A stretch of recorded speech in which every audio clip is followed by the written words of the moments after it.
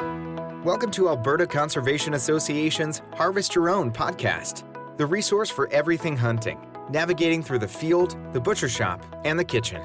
Life is all about great food. Let's get started. Welcome to the podcast. I'm your host, Brad Fenson, an avid outdoor enthusiast who has worked as a freelance journalist, photographer, and public speaker for over 3 decades. I have hunted, fished, and foraged all my life and hope to share my passion for the outdoors. Along the way, I want to encourage everyone to harvest wild proteins and enjoy the satisfaction of providing the next meal for your family. Our goal is to educate, entertain, and inspire individuals to get outdoors and create a connection between food, health, and your future meals. Welcome to Harvest Your Own. Today we have a father and son team in for this episode, and we're going to be speaking about hunting families and traditions, whether or not it's traditions from previous generations within the family or, even traditions that you've started on your own. I'd like to welcome both Jaren and Joe Baranyay. How are you guys doing today?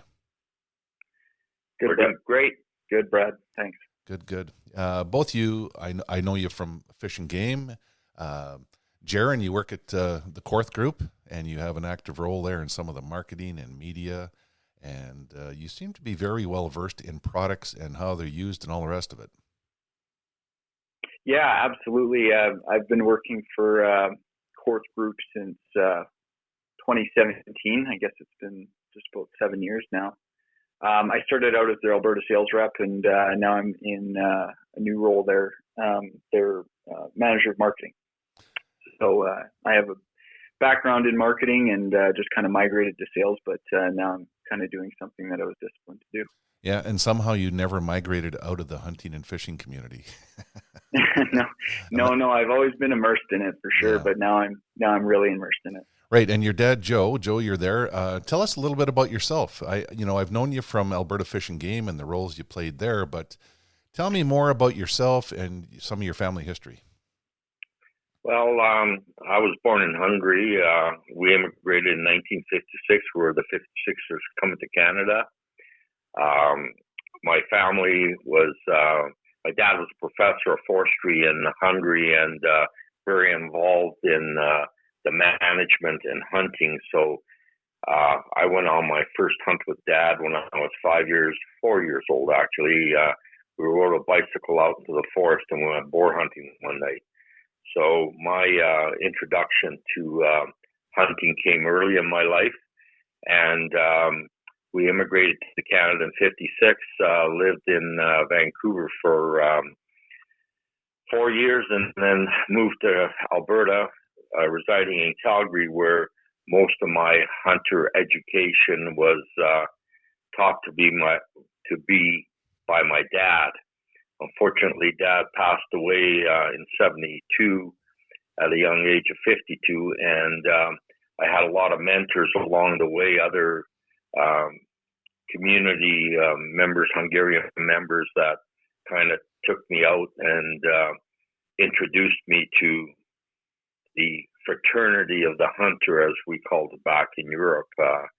So I worked for EMCO Corporation for 42 years in sales.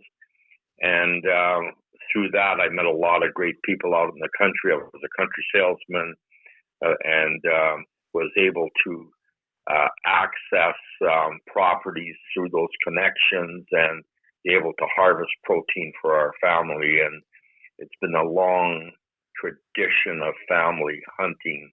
And like I always say, we were born as hunters and gatherers. So I'm pretty happy that my kids are taking up the torch, so to say, as I'm at the other end of the spectrum at 73 years of age.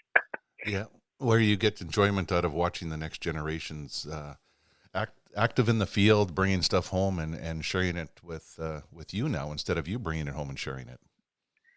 Yeah, you're absolutely right, Brad. The last few years I've had the enjoyment of going out with the boys and actually just sitting in the blind and sometimes sleeping and, oh, geez, Dad, we got one. I said, well, then I guess you better go out there and clean it.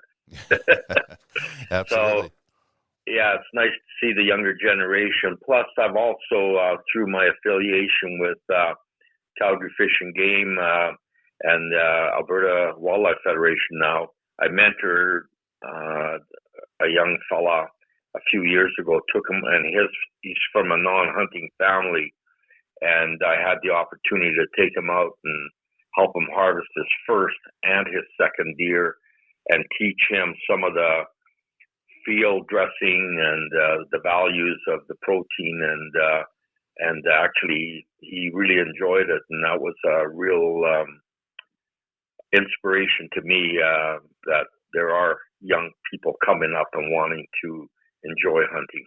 Yeah, sometimes sharing knowledge and experience is the greatest gift, both to the person that receives it and for the person that is sharing it. It is pretty special, and that's basically what our talk is about today: is the importance of family in hunting. I think that families can be considered the original mentors, and I think that plays a very important role in your family, as we can tell. It's more than just your family; it's your extended family, and Joe, you referred to it as the fraternity or community. So when we say family tradition, sometimes it stretches beyond the people under our own roof. Yeah, and I find sometimes it's easier to teach somebody that isn't your family. They tend to listen to you better. And but the reward is in later years when you see the family members actually stepping up and improving what you've taught them, and being good stewards of the land and stewards of the animals. It's that's pretty rewarding. I'm sure you find that with your family as well when you take your girls out and you guys are goose hunting or fishing or some of the articles that I've seen you write about family hunting, that there's a certain pride that we've done a good job for the next generation. Yeah, it's more than just sharing hunting. The traditions, the values, the respect for wildlife and understanding of habitat, it all lends itself into a learning curve that is hard to explain to people that have never tried hunting. But, I mean, Jaren, you probably know this. My girls are 6 years old, and you take them out and they know a mallard from a pintail, from a teal, from a speckled belly, from a snow goose, from whatever. And there's some adults that don't know that. So, I mean, the values and the education and the desire to learn and tie it back to the food we have is pretty profound. Yeah, and unfortunately, when you get a lot of people who this isn't their world, and I guess they might be against hunting or they're non-hunters. I don't feel that they really understand what all is involved with it, and it's not just a bunch of rednecks going out and pickup trucks and chasing deer down and putting the heads up on the wall. There's a value to it. There is a discipline. There's a level of respect for the wildlife that we all take very, very seriously. And I always say this. Unfortunately, the people who are against a certain topic are the most ignorant about it. And I kind of even relate that to firearm ownership. I always say that regardless of what political flag you're standing under, I feel that everyone should get their wildlife certificate or their hunter education or their firearms license, because even if you put it to use or not, it still gives you that level of understanding and respect for that discipline. And I feel that that lacks in the world. So it's something that, especially generation to generation, the values of hunting and the outdoors are just kind of ingrained. And I don't know any differently, right? And I hope to pass that along to my kids as well, that I just grew up being exposed to it. Right. One of the biggest dangers we have as hunters is the general public not understanding what we do, who we are, and why we do it. Some of the biggest rewards aren't a big set of antlers on our wall. It's actually bringing an animal home, fully utilizing it, having it all marked up for meal, sharing it with family. I mean, every time we take it out of the freezer, it rewards us in different ways. And really that's where you get the sense of pride, is having that value and understanding of the wildlife. And the best way to learn that is by having family share it right from an early age. For sure. Yeah, no, I couldn't agree with you more, Brad. That every time I cook a meal that involves a protein from an animal that I harvested, you automatically just think of that memory, but also the respect for the wildlife and the land that provided that to you. Right. And sharing it with family is quite special. Yeah. Joe, you obviously had Jaren out at a young age. Jaren, you now have young kids. What is the right age to start taking kids along? Well, Lukey just turned 3. That's my That's Jaren's not his youngest, because Charlie's still in the diaper. But Lukey came out to our place this spring, and we went shed hunting. 3-year-old found his first moose shed. Pretty nice. So there, and he was so happy he could hardly lift it and carry it. He had to call Dad over to help him pull it out of the bush. But I think that as soon as kids are willing to walk and want to spend time with you, it doesn't matter where you spend it. But if you have them out in the outdoors, I remember my oldest son, Joey, first time I took him out, he was just a little toddler, and I was scouting, it was archery season. I was scouting for mule deer, and we're walking up a trail, and I trying to keep it quiet because I see a buck, and all of a sudden I hear behind me, Dad, Dad. And I turn around and say, Joe, you got to be quiet. And here he is holding a 4-point muley antler that he found that I walked right by because I'm looking up the hill. So he was probably 3.5, 4 at the time.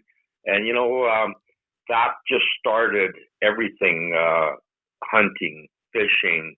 And that was the same with us as kids. My dad would take us out, even when we came to Canada.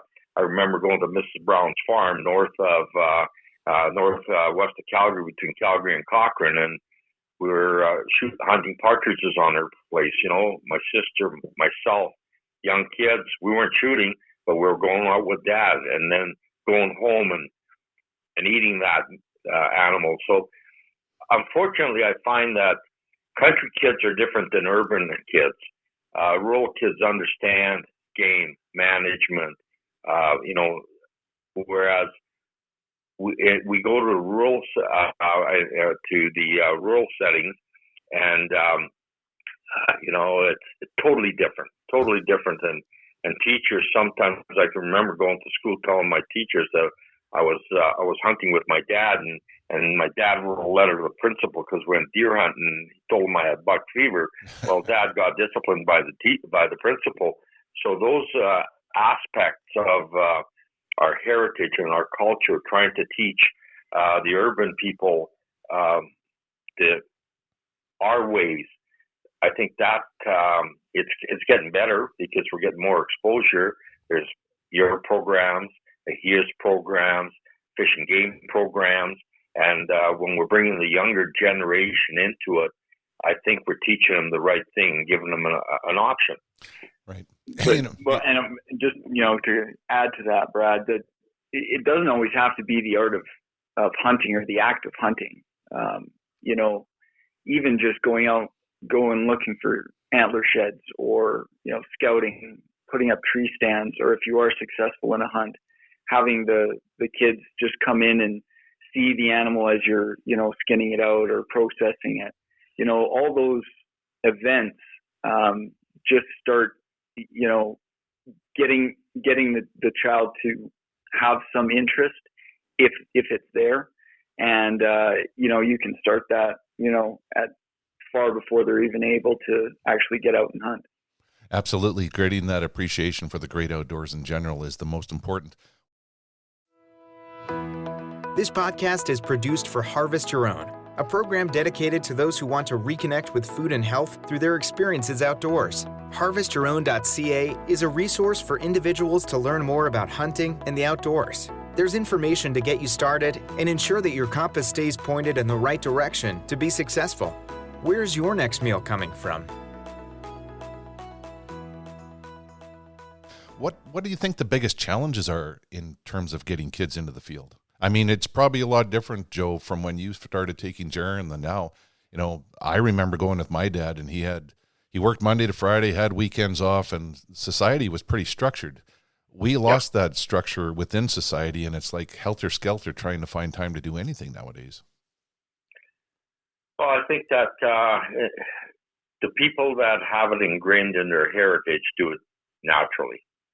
The people that live in cities have way too many other things to do, and they don't, until they get a taste of it, until they start going to the outdoors, until they realize how we have to manage game populations and how hunters are the biggest conservationists because we're there so that there's animals there for the next year.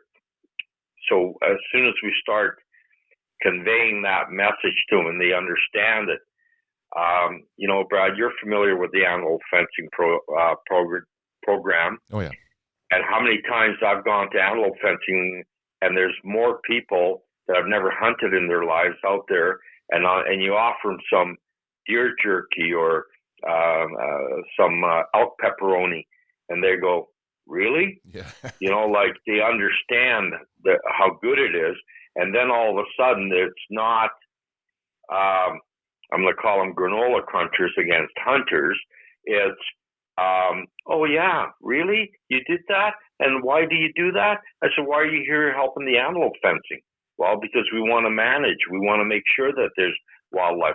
And all of a sudden now we're bridging that gap. They start to understand us better, and we're sitting across a campfire talking about it, and we're having a conversation, and they're understanding our concerns and our beliefs, and we understand their concern.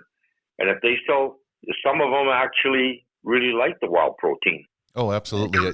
I think jerky and sausage were the original tool in terms of getting people to understand why we do things and accepting it a little bit more. And it's interesting that you have those conversations with people, that aren't exposed to it. Every little bit of exposure we get to those type of people makes hunting more palatable within society. And that's what's so nice about it as a tool. Maybe we all need to make more jerky every year just to share it with the it's not uneducated people, it's people that just have never been exposed to it. That's right. That's a good point. That's true. Yeah. And Jaren, you've got young kids, you're going to get them out now. Isn't it a little bit daunting? Like what are the challenges you face in terms of trying to take a kid into the outdoors? Well, right now they're a little noisy. Yes. So you have to be understanding. Yeah, I know, but I'm very excited to take both my boys out. But I want them to show interest in it. I don't want it to be an expected thing, but at the same time, to being exposed to what they are exposed to now and growing up, I know they're going to understand it at a lot younger age. I think the biggest challenge is sometimes the media, because kids are fed, that the wrong message, and if we and between going out and being in nature, they also have all sorts of sports, and that is number one on the social priority. So when you take those kids and you want to take them out shed hunting or fishing or goose hunting or just anything in nature, you have to take them away from their friends. And so if they can get that past that peer pressure and some of those barriers that we have, I think that kind of is the main, I'm going to call it the main barriers to get those kids to understand there's other things than sports, because that's the limelight. Yeah, and it's funny because you're competing with their existing interests, like their friends, or maybe electronic tablet or telephone or something. So you have to shine when you're out there, and I think that's the biggest challenge, is that we have to look at it from the kids' point of view. Have lots of food, lots of snacks, keep it fun from their point of view. We know what our goals are and what we'd like to accomplish, but we have to recognize what theirs are in order to get that seed growing within them. You touched on the electronics. I remember the first time I took the kids out hunting, and here we are looking for a doe, and here's Jaren in the back playing the electronic. And of course, then I said, you know what? We got to look for deer, so we put it away. But that's a challenge because that's what kids grow up with nowadays. Right. And we want their interest to be with the outdoors and the hunt and what they see and learn, and the animals, the habitat, the people, the landowners, the complete experience. Well, another, I mean, you were asking about, these challenges, and, one thing that I have to take into consideration, because I'm not always the most patient person, is, education takes time and it takes hard work. So, if your kids are, open to learning about the outdoors, it's not something they're going to learn overnight. Hunting, just respecting wildlife, it's not going to happen overnight. So, that's a challenge there, is just the amount of time and investment it takes. Right. And when you rise to the challenge, what are the rewards of taking kids? Well, it's the end product. And it's a good thing Jaren married a teacher, because Emily's showing him how patience works, and Lukey's learning, and Jaren's becoming a good teacher. So, the reward is when you actually see that young person either picking Saskatoons or harvesting his first deer, and then actually doing what you've taught him. That's the reward, I think, in the long run. But, family members, the reward is seeing your kids develop their passion, their love for some of the things that you enjoy and that you can do together. And I think that's where hunting, gathering, anything that we do as a family keeps the family together. It's not, that's the backbone of a family working together. Yeah, you've touched on something interesting, because hunting isn't just a hobby. For the Baranyay family, it is a way of life.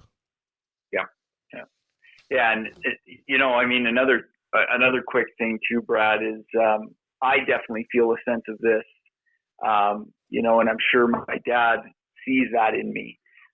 But I've learned a skill, as far as hunting and knowing how to process game and everything like that. I've learned a skill that will allow me to provide for myself and my family,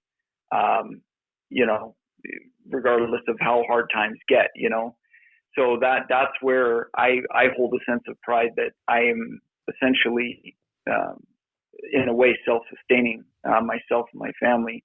Because we saw, during COVID, there was unfortunately grocery stores starting to get some bare shelves. So, that was definitely, I think, a thought of a lot of people at that time. And for myself, I just feel a sense of pride knowing that I have those skills to provide for myself and my family, and carry on our family's heritage and all of those types of valuable things. Right, and those are the messages we need to get out to the masses, because most people look at us as looking for a big set of antlers on the wall, and although those are wonderful when it happens every once in a while, it's everything that you talk about that creates the passion and the pride and more understanding of who we are, why we do it, and why we want to do it. Yeah, but I hear what you're saying about the antlers on the wall, and I agree.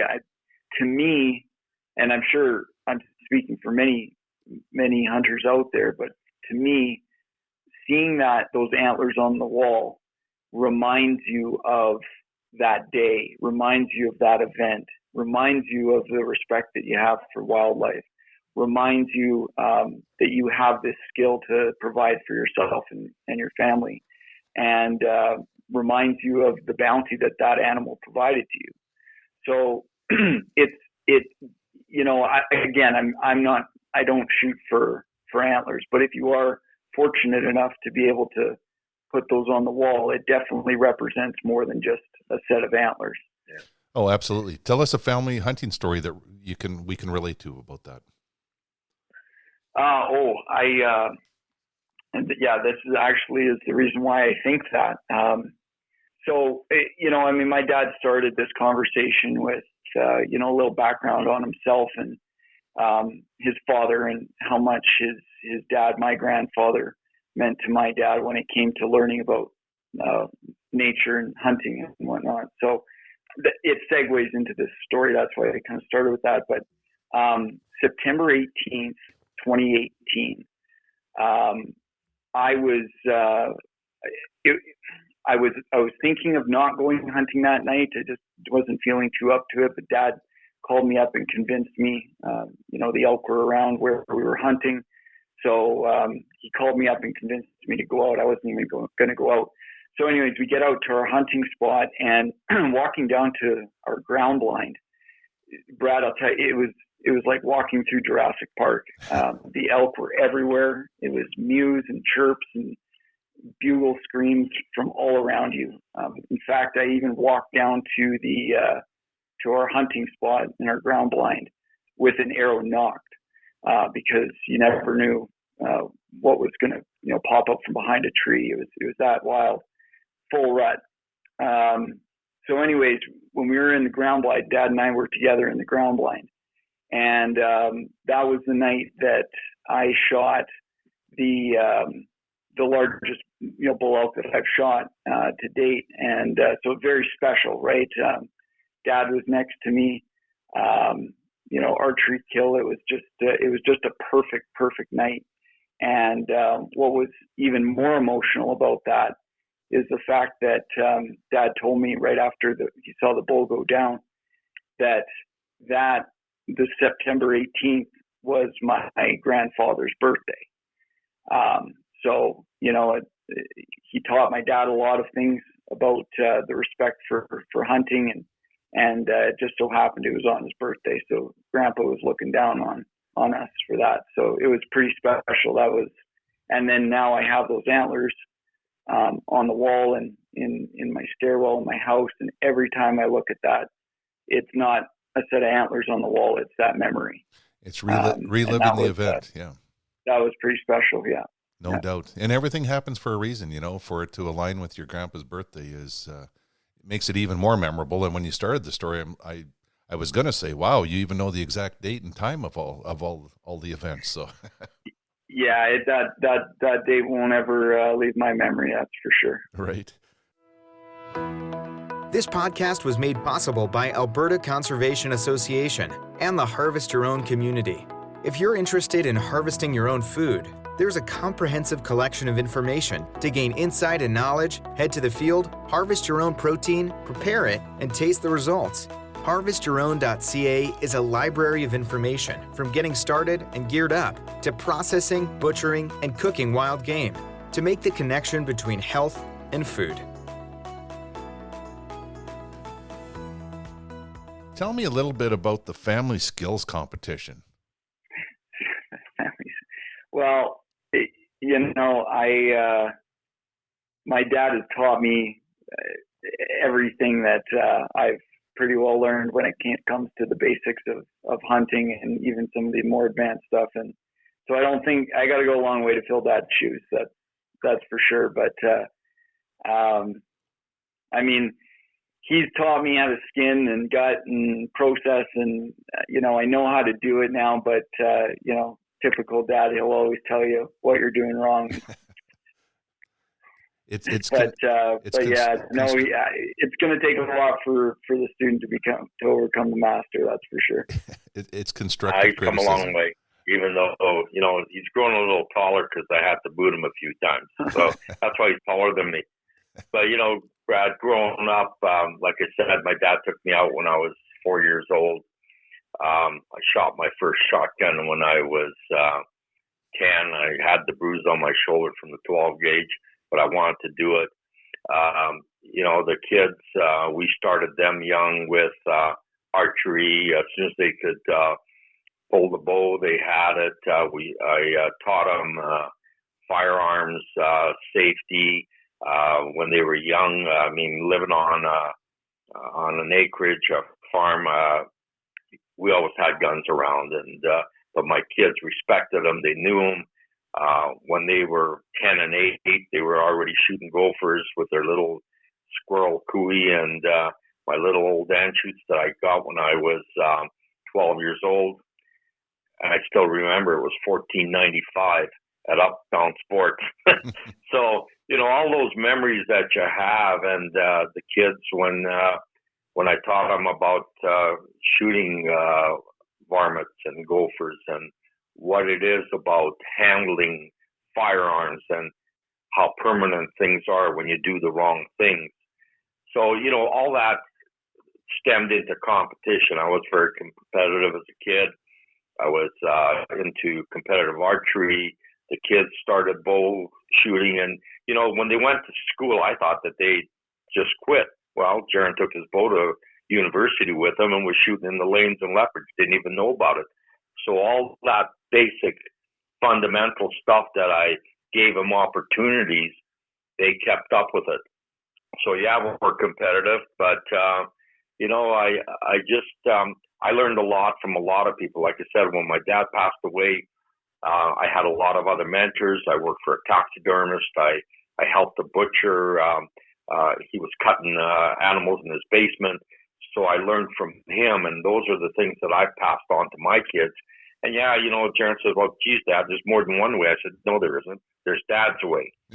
So, but if he can do it better, so be it. And I can just sit back and have a bud. Yeah, well, I'll just real quick to add to that, Brad, I've been working in the hunting and shooting industry for Korth Group since, like I said, 2017. So I've had 7 years in the industry where I've just been immersed in the product and the culture.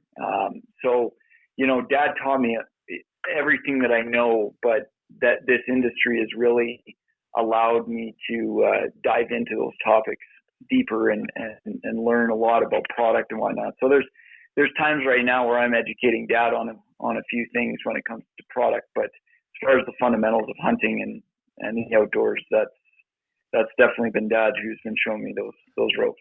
Yeah, the grassroots learning stuff and how to process game and enjoy it, and especially how to cook it is critical. But the hunting industry has changed so much. I often wonder what would happen if we could go back and find our grandpa or great grandpa and show them the long range optics that we have and range finders and sure. all these things that are like 50 years ago weren't even a dream.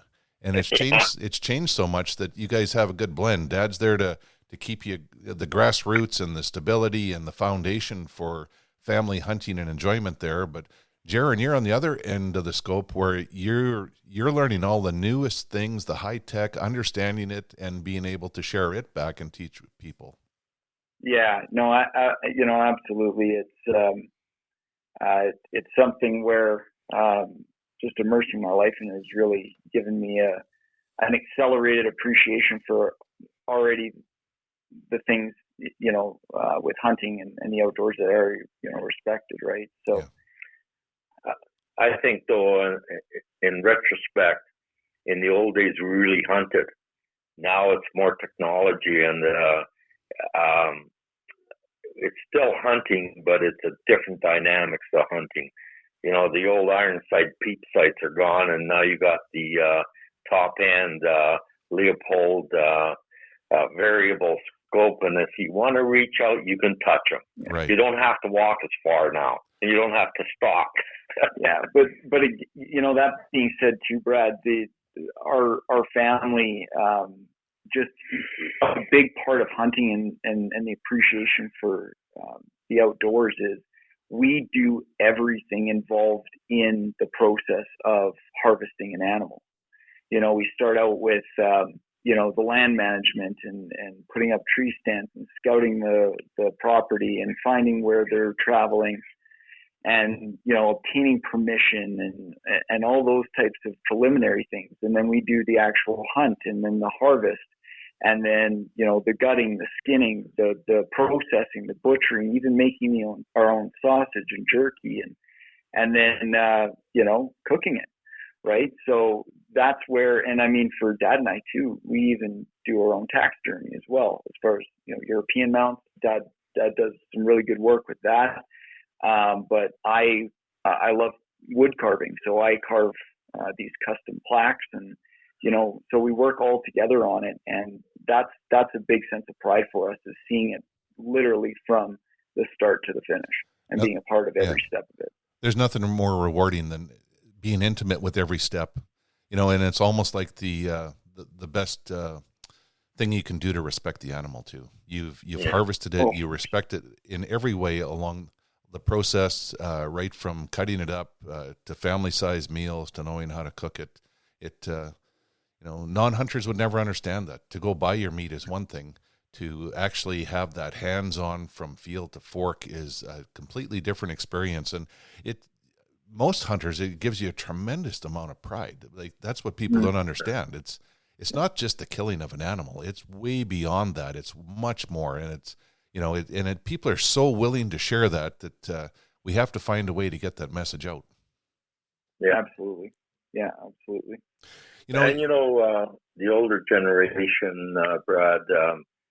Like I think I mentioned that in Europe, when you harvested your first animal, you were initiated, and it wasn't a beating; it was initiation into the fraternity of the hunters. And it was you shot your animal, you went and got yourself a willow stick, and the old mentors that were there, they each took a little stroke on your butt, and one was for respect for the animal, respect for the landowner, and respect for each other. And, that when you crossed that bridge, you were really welcomed in by the seniors. Like, I've got my letter from when I was initiated as a 12-year-old. I've got my letter signed by these old gentlemen that, you respected, and they respected you because you harvested your first animal and you became part of the next generation. So I did that with my kids, and sometimes they thought, well, this is kind of silly. But now I think they understand the importance of it, and that they're part of more than just a hunting group. You're part of a distinct group. Yeah, and getting those three little light lashings after you harvest your first animal, those three lashings: respect for yourself, respect for the landowners, and respect for the animals. It's something that it hurts just enough that you remember it for the rest of your life, and that's definitely something that I feel is a tradition that allows you to respect that traditional act in its own. Yeah, never underestimate the hunting fraternity and tradition. It's interesting. We got a couple minutes left here, but what is the advice you have for other moms, dads, families? And that includes, Joe, you've touched on this several times, the community. What about even the families that don't have an existing hunting mentor? What advice do you have to them about getting their kids engaged, or how to get them engaged? Well, every time I go to a show, boat sportsman show, or we have something here in Okotoks Fish and Game, selling memberships. A lot of people maybe aren't hunters, but I always say to them, you know what? Maybe you should come join us. Enjoy the outdoors. Enjoy what it has to offer, and then maybe you might decide that you might want. And it's amazing how many young ladies and younger generation people that when you talk to them, they kind of look at you and say, yeah, where can I sign up? Where's this course? Because they've never been introduced to it, from a point of view, hey, why don't you come out and just see what it's about? So I think that's the biggest thing. That's the message I always have for people. You don't have to love it, but if you decide that you like it, you may want to try it. And that's the same thing, like I said, with Rory. That was the first thing. His family didn't hunt, but I know Rory has now got into his hunting and is avidly pursuing it. So, when you introduce them, you give them that little bit of feeling of being wanted, and they respond, and all of a sudden they enjoy it, and man, they're off. Like I've met a few young people that have taken it on and are just loving it. Right. And there's lots of opportunities too nowadays to do that. Like Dad touched on, and Brad, Alberta Conservation Association, Alberta Fish and Game, all the small little municipal fishing game clubs. Tabor Pheasant Festival. Yeah, I mean, there's a lot of events and opportunities that go on nowadays that people just have to, and with the internet, people can find out pretty easily how to get into something like that and appreciate it. Yeah, I like the story. Your family story is very important, and I think there's an underlying message. You know, we're always busy looking out for other people, trying to get others engaged, get people to try hunting, understand hunting, all the rest of it. But sometimes the greatest gift of all is having your family follow in your footsteps, and I think it actually draws family members closer. There's love, respect, and admiration for it that is hard to explain. That like your father and son bond, how do people that don't hunt, how do they replace that? Maybe working on a car or something, but you know, it creates this bond and a unique family tie that's hard to explain to a non-hunter. For sure. Absolutely. Well, you know, we have to also give credit to our spouses, because I married my wife, Cindy. She never hunted. And guess what? On our first date, I cooked her a rabbit and she ate it. And I said, okay, you're a keeper. So, you know, and now she's taken up hunting and she shot a few moose. And, you know, she wasn't that interested at first. You know, Jaren and Joe both married girls from families. Joey's wife's dad hunts, but Kira's not that keen on it, but she's coming around. You know, she's going out. So as the family grows and bonds, our spouses, now they love to cook the wild meat. They've learned from other people recipes, and so they're getting involved. And I think that when you do it as a family, it rubs off on other friends because they see the value of what's happening in this family. And, you know, the community grows because Jaren's got lots of young friends that are just starting out hunters. They come to Jaren's house and have some great food, and wow, is that ever good? So now they're interested and they're starting. So as a community, we're growing. And I think that's the best thing that we can do is we involve other young people, and Jaren's been able to pass that on outside of his family to other families. Yeah, I think that's the basis of Harvest Your Own. I think most people know that. You know, it's a library of resources for people that don't have someone to teach them, or someone looking for more knowledge or recipes how to cook a particular piece of wildlife or wild proteins, and it's making a difference. I think Harvest Your Own has reached a lot of people, and you know, we've got a lot of different episodes out covering everything: how to hunt specific types of geese or deer, or how to put together a pack for hunting. And sometimes we just need to revisit these important messages about family and tradition and history and creating those bonds amongst families. So you guys do have a great story. I want to thank you for sharing it, and I know that your message will be well received and help inspire others. Well, thank you for the time, Brad, and I'm sure we could talk for hours. I got lots of other stories I could tell you, and about people that didn't believe and now believe. But, you know, you're doing a great job, and thank you for including us to be able to pass this message on to other people. Yeah, thank you, Brad. Appreciate the opportunity, and appreciate what you do out there as well. You know, from your media standpoint, and you know, your articles and your writing. I mean, you're a great voice in the industry, and for the art of hunting, the discipline of hunting. So thank you to you. Thank you very much. Everyone can make a difference, and we're working on it. So stay tuned for the next episode, and thanks for joining us, gents. We hope to inspire people to reconnect with nature and appreciate where your food comes from by harvesting your own. For more information on getting started or to learn specifics about the Field to Fork experience, visit harvestyourown.ca and follow on Facebook and Instagram. Check back often for new material, recipes, and videos that are posted regularly. Please subscribe to Harvest Your Own podcast and take the time to rate and review the show to help us build a dedicated core of passionate hunters as our regular audience. Until next time, embrace the outdoors and all it has to offer. Thanks for joining us.